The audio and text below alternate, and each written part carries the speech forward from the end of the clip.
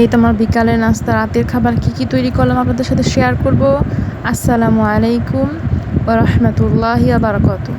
আপনাদের সবাইকে স্বাগতম আমার ইউটিউব চ্যানেলে। আশা করি আপনারা সবাই আমার পাশে থাকবেন ইনশাআল্লাহ। এই তো আমি ডাবলি সিদ্ধ করে নিয়েছি, পেঁয়াজ, কাঁচামরিচ, ধনিয়া এবং সাথে আলু আমি সিদ্ধ করে নিয়েছি এবং সবগুলো ইনগ্রিডিয়েন্টস আমি কেটে নিয়েছি। টমেটো থাকলে ভালো হয়, বাট ফ্রিজে আছে ফ্রোজেন করা, আমি বের করার সময় পাইনি, এই জন্য ইউজ করিনি। পেঁয়াজটাকে হালকা ভেজে এখানে আমি আদা রসুন বাটা,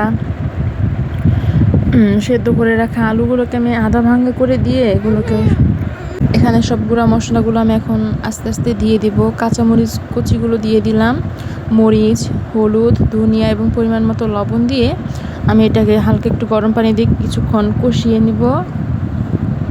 কষিয়ে নিয়ে আমি সেদ্ধ করে রাখা ডাবলিগুলো দিয়ে দিব।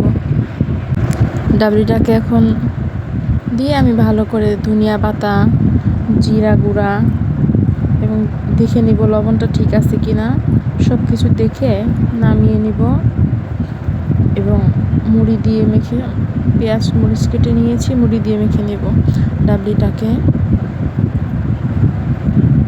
এবং আমার মেয়ের জন্য এখন আমি মুরগির মাংস রান্না করব ইনস্ট্যান্ট, এই জন্য একদম মাখিয়েই বসিয়ে দিব তাড়াতাড়ি করে। এখন আমি এখানে পেঁয়াজ কুচি, আলু কেটে দিচ্ছি, আদা রসুন বাটা এবং সব মশলা দিয়ে দিচ্ছি আমি। গুঁড়া মশলা, মরিচ, হলুদ, ধনিয়া, পরিমাণ মতো লবণ, সব কিছু দিয়ে আমি এখন এটাকে মেখে, সামান্য পরিমাণে আমি তেল দিচ্ছি, তেলের পরিমাণ একদমই কম দিচ্ছি, দিয়ে আমি সুন্দর করে এখন মাখিয়ে বসিয়ে দেব। এই তো কষানো হয়ে গিয়েছে, এখন আমি কিছু গোটা মশলা দিয়ে দিব, এলাচ, দারচিনি, তেজপাতা। অপর চুলায় আমি গরম পানি বসিয়েছি, ম্যাকারনি রান্না করব।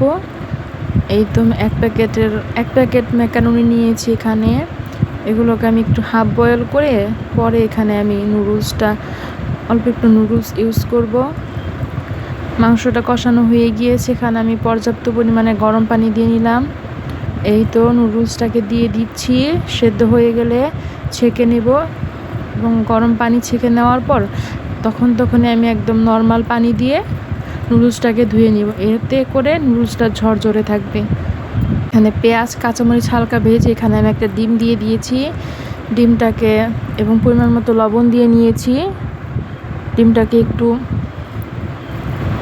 ভেজে নেব, ভেজে এখানে আমি সেদ্ধ করে রাখা ম্যাকারনি এবং নুডলস দিয়ে কিছুক্ষণ নেড়ে চেড়ে নিব।